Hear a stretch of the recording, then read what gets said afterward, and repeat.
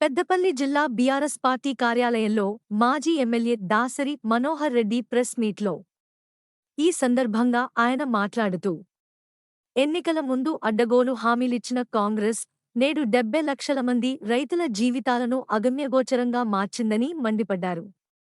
రూపాయలు 15,000 రైతు భరోసా ఇవ్వకుండా మభ్యపెట్టారని, కేవలం 2 ఎకరాల లోపు ఉన్నవారికే అరకొరగా ఇచ్చి చేతులెత్తేశారని విమర్శించారు.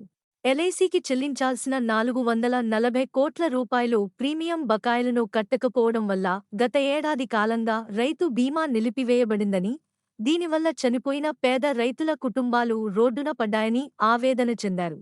అలాగే 33 రకాల సన్న వడ్లకు కాకుండా కేవలం 7 రకాల తక్కువ దిగుబడి వడ్లకే బోనస్ ఇస్తామనడం రైతులను దారుణంగా వంచడమేనన్నారు. తక్షణమే రైతు బీమాను పునరుద్ధరించాలని, అన్ని సన్న రకాల వడ్లకు బోనస్ ఇచ్చి కొనుగోలు చేయాలని దాసరి మనోహర్ రెడ్డి డిమాండ్ చేశారు. మీడియా మరియు ప్రింట్ మీడియా మిత్రులకు నమస్కారం. ఈరోజు పెద్దపల్లి నియోజకవర్గం రైతులే కాకుండా యావత్ తెలంగాణ రైతులందరూ కూడా అగమ్యగోచరమైన పరిస్థితిలో ఉన్నారు. గౌరవ ముఖ్యమంత్రి రేవంత్ రెడ్డి గారు మొన్న రైతుల గురించి రైతులను గొప్పగా చేస్తాం, రైతులకు అన్ని రకాల ఆదుకుంటామని చెప్పినటువంటి వ్యక్తి. రైతులు పండించిన పంట మేము శాంతం పూర్తిగా కొనం, కేంద్రం ఎంతైతే కొంటామని చెప్తారో అంతకంటే మించి ఒక గింజ కూడా కొనమని చెప్పడం జరుగుతాం. కేంద్రం కొనేది కేవలం మన రాష్ట్రంలో పండించిన ధాన్యంలో 3వ వంతు మాత్రమే కేంద్ర ప్రభుత్వం కొనుగోలు చేయడం జరుగుతుంది. గతంలో కూడా ఇట్లాగే కేంద్ర ప్రభుత్వం చాలా వరకు మండికేసే సందర్భాలు ఉన్నాయి.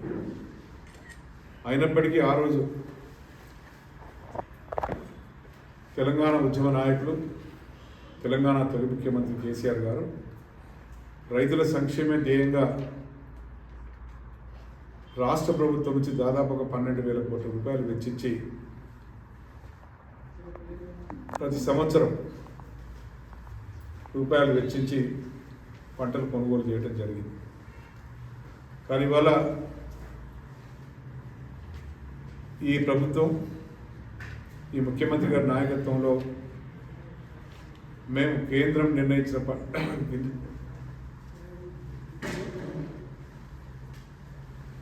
పంట దిగుబడిని మాత్రమే, నిర్ణయించిన ధాన్యాన్ని మాత్రమే కొంటాం, అంతకంటే మించి కొనలేమని చెప్తాం.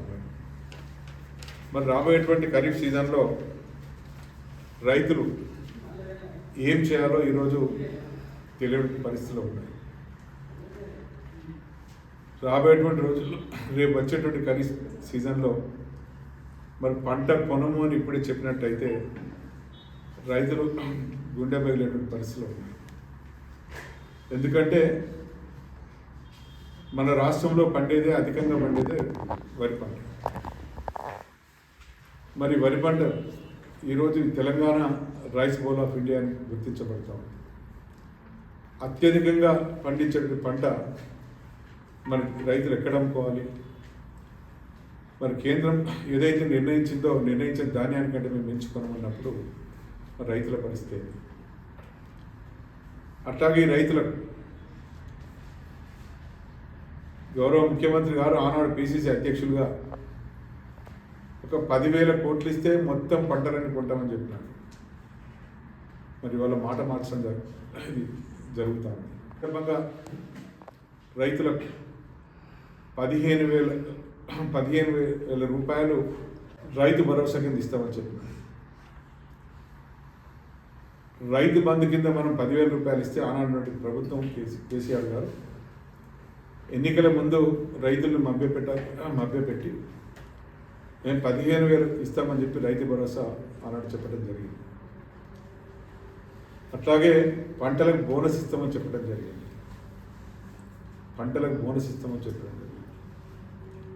మరి ఇవాళ బోనస్ అనేది నామమాత్రంగా చేసి ఇవాళ చాలా పంటలకు బోనస్ దాన్ని ఎగనామా పెట్టడం జరిగింది. అంతేకాదు రైతులకు రైతు బీమా ఆనాడు దేశంలో ఎక్కడ లేని విధంగా కేసీఆర్ గారు రైతులను ఆదుకోవాలి, ఆరుగాలం కష్టపడి రైతు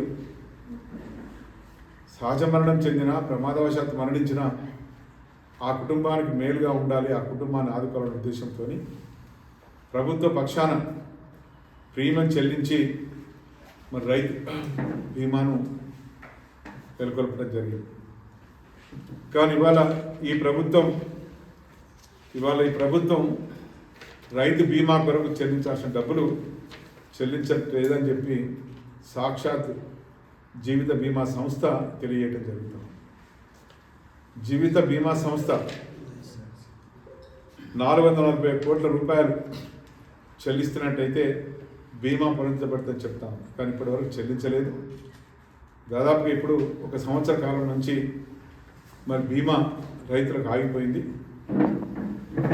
కొన్ని లక్షల కుటుంబాలు ఈ మధ్యకాలంలో చనిపోయినటువంటి రైతుల యొక్క కుటుంబాలు మరి రోడ్డు పాలైన విషయం మనం గమనిస్తాము.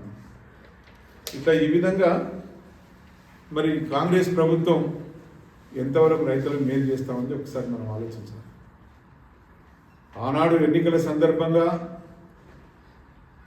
రైతు భరోసా 15 ఇస్తామని చెప్పి ఇప్పటి వరకు 3 పంటలకు ఇవ్వకుండా మొన్న కేవలం 2 ఎకరాల వరకు మాత్రమే ఇచ్చి మరి ఈ రైతు భరోసా ఎగబెట్టడం జరిగింది. అట్లాగే రైతు బీమా మానేయడం జరిగింది. తర్వాత ఇప్పుడు చివరికి రైతు కష్టపడి పండించిన పంట మేము కొనుగోలు చేయమని చెప్తే మరి రైతు పరిస్థితి ఏంది? ఇవాళ ఈ ప్రభుత్వం రైతులకు మేలు చేస్తుందా, రైతులకు నష్టపెడుతుందా, రైతులకు ఏం చేస్తుందో మనం ఇలా గమనించాలి. దాదాపు రాష్ట్రంలో ఉన్న 70 లక్షల మంది రైతులు ఇవాళ ఈ ప్రభుత్వ నిర్ణయం కొరకు ఎదురు చూస్తూ ఉన్నారు. ఈ ప్రభుత్వం ఎన్నికలకు ముందు చెప్పింది ఒకటి, ఇవాళ వాస్తవంగా చేస్తున్నది ఒకటి. అంటే దీనివల్ల ఈ 70 లక్షల మంది రాష్ట్ర వ్యాప్తంగా 70 లక్షల మంది రైతుల యొక్క పరిస్థితి అగమ్య గోచరంగా ఉంది, ఇబ్బందికరమైన పరిస్థితిలో ఉంది. అసలే వర్షాభావంతో ఉన్నటువంటి పరిస్థితుల్లో మరి ఏ పంట పండించాలి? అట్లాగే బోనస్ విషయంలో ఈ ప్రభుత్వం దాదాపు 33 రకాల గతంలో బోనస్ ఇచ్చిన సందర్భం ఉండేది. కానీ ఇవాళ 7 రకాలకు మాత్రమే బోనస్ ఇస్తామని చెప్తా ఉన్నాం.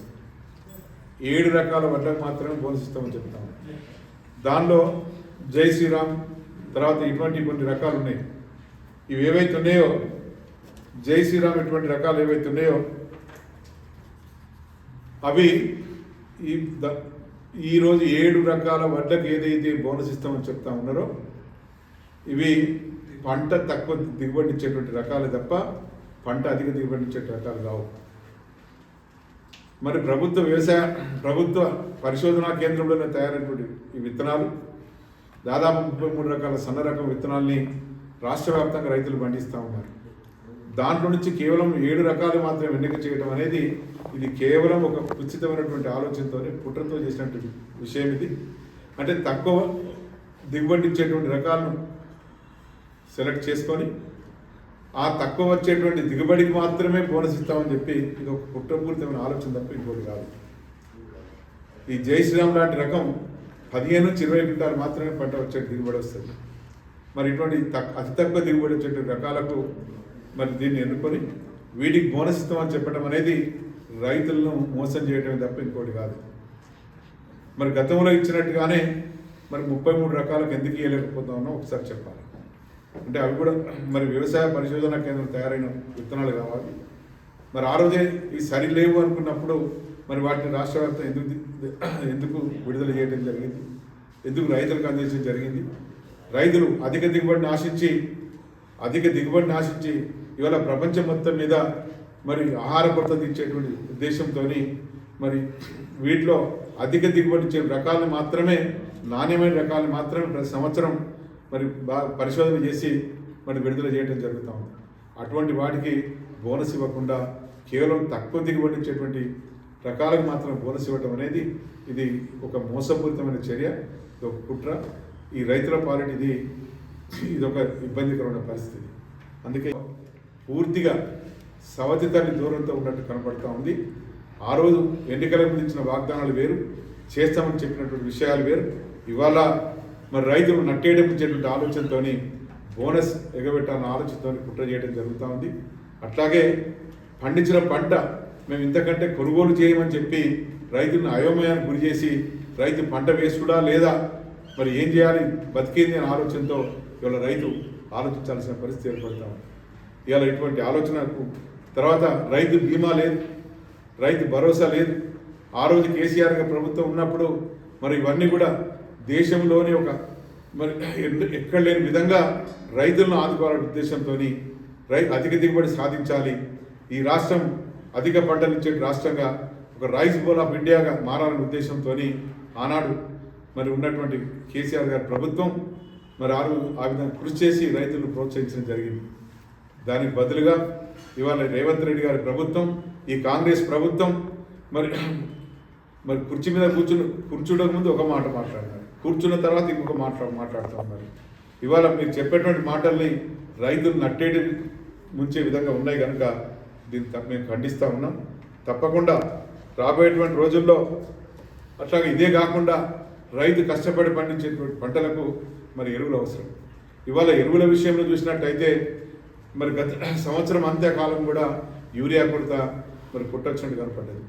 చాలామంది రైతులు యూరియా కొరకు మళ్ళీ 2014 ముందు ఉన్నటువంటి చరిత్రను పునరావృతం చేస్తూ ఇవాళ రైతులు చెప్పులు లైన్లో పెట్టి మరి నిలబడిన సందర్భం చూశాం.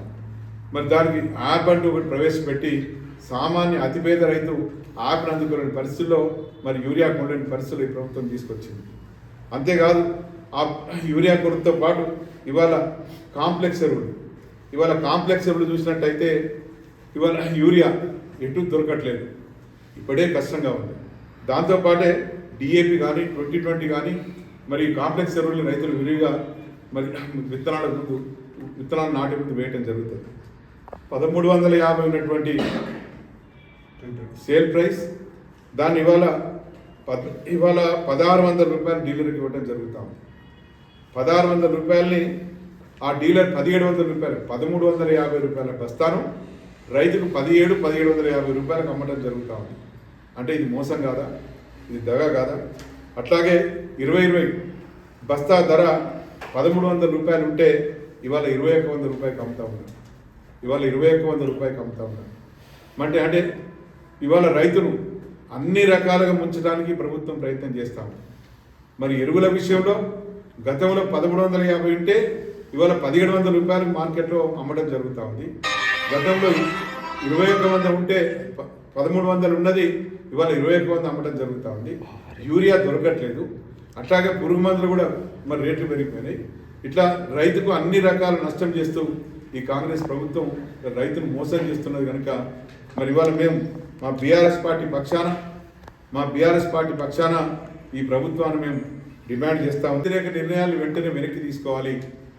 రైతు పండించిన మొత్తం ధాన్యాన్ని మేము కొనుగోలు చేస్తామని చెప్పి ప్రకటన చేయాలని చెప్పి మేము డిమాండ్ చేస్తా ఉన్నాం. కేంద్రంతో సంబంధం లేకుండా కేంద్రం ఎంత కోటా తీసుకుంటుందో, ఎంత పండిన ధాన్యం తీసుకుంటుందో దానికి సంబంధం లేకుండా ఈ రాష్ట్రంలో పండిన ప్రతి గింజను మరి గతంలో ఎట్లయితే ప్రతి గింజను కొంటాము అని చెప్పినారో అదేవిధంగా రాబోయేటువంటి సంవత్సరంలో కూడా ప్రతి గింజను కొంటామని చెప్పి మళ్ళీ ప్రకటన చేయాలి. ఆ విధంగా కొనుగోలు చేయాలని చెప్పి ఈ ప్రభుత్వాన్ని డిమాండ్ చేయడం జరుగుతూ ఉంది. ఎన్నికలకు ముందు హామీలు ఇచ్చిండ్రో మరి రైతు భరోసా 15,000 అని చెప్పి, రైతు బీమా మరి దాన్ని కొనసాగిస్తామని చెప్పి మరి ఆ రోజు చెప్పడం జరిగింది. ఇవాళ రైతు బీమా లేదు. తర్వాత రైతు భరోసా ఇప్పటికి 3 సార్లు ఇవ్వడం జరిగింది. మొన్న కేవలం ఒక 2 ఎకరాలకు మాత్రం ఇచ్చి ఇవాళ ఇవ్వకుండా ఉన్నాడు. కేవలం ఏదైనా ఎన్నికలు వస్తున్నాయన్న ఉద్దేశంతో ఏదో తాయిలాలు పెట్టేటువంటి ఆలోచనతోనే ఈ ప్రభుత్వం ఎన్నికలకు ముందు అప్పుడప్పుడు ప్రకటనలు చేస్తూ ఉంటారు.